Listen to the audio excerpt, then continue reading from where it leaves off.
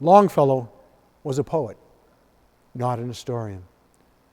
And while his poem is probably the best known recounting of the events of April the 18th and 19th, there are some historical inaccuracies here.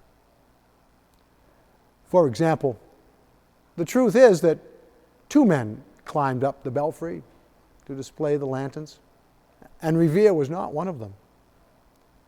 Nor is it true that Revere, when he went to Charlestown, looked back to see the signal from the church so that he would know how the British were coming. No, when he crossed the river, he already knew how the British were coming. There was no question to that.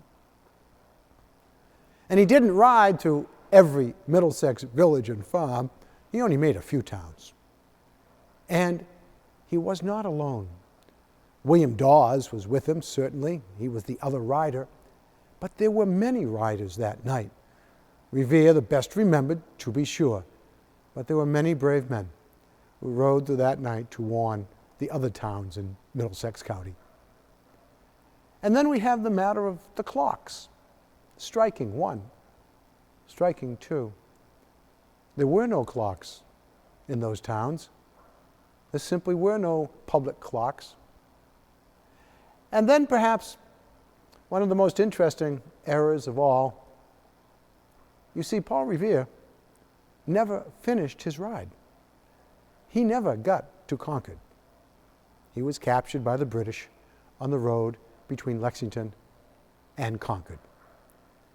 So Longfellow was not free with the truth.